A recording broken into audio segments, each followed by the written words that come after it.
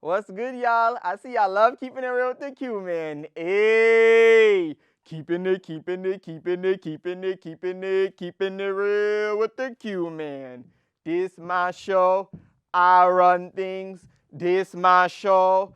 I run things. I'm the boss. I'm the boss. No one can tell me what to do. No one can tell me what to do. The block is hot. The block is hot. The block is hot. The block is hot. It's all about me. It's all about me. Remember that? Remember that?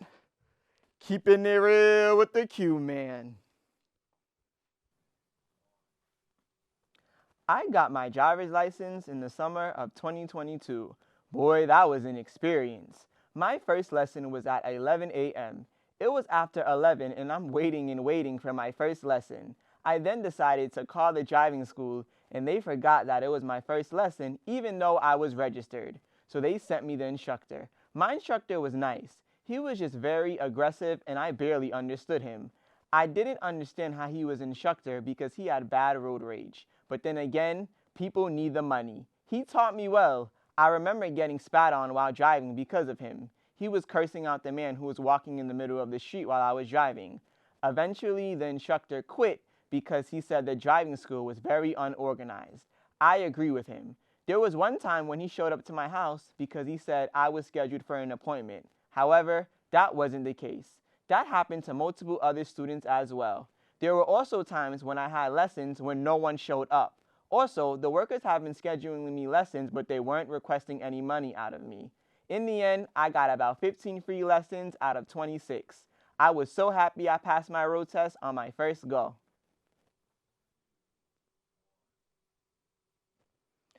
This was a Thursday afternoon during the summertime after I had come from the mall. I decided to go to the park and meditate and enjoy life since it was a beautiful day. However, this wasn't the case. So I'm sitting in the park enjoying life, thanking God for his blessings, and all of a sudden I see these alcoholics who are in treatment just sitting in the park, and one of them decides to meet the others. I could tell something was wrong with this guy because he was walking funny and not making no sense. They all know each other, and I guess the guy was lighting crackers in the street on fire or was going to, so they decided to jump him. One of the guys punched him so hard that he was bleeding and fell to the floor. Obviously, the other bystanders that were there left because they didn't want to be around all that drama. They were right and smart, but knowing me, I stayed to the end to get all the info. The ambulance eventually came and couldn't talk to the guy because he was passed out. So the people that jumped Boba lied and told the police that he passed out from drinking. I was just over there shaking my head, enjoying the scene, even though it wasn't funny. At the end of the day, I hope Boba felt better. There was this Caribbean food place that has been open since 2000, and sadly, nothing has changed. They're still the same. Their food is exceptional. When I mean nothing has changed, I mean they didn't have a cash register. They had a plastic cup to collect the cash. And no, they don't take any payment systems or cards. They don't even have a website. Majority of the time, you would have to bring your own container for them to put your food in. Also, there wasn't any menu. My father made them a menu in 2020, and now it's scribble scrabble. Also, too, you will have to place your order 6 hours in advance, so this way you won't be there for days waiting for your food. My favorite meal from them was oil down. You put the oil in a pot and you cook it down. Sometimes if you call them on the phone, then pot done, meaning no more food. Also, sometimes if you call them, they'll say half past. Half past what? Whatever that means. Sometimes they had peas, but no rice. There is currently only one person working there. You can't really count on them, and if you do, then it's your lucky day. You might win the lottery.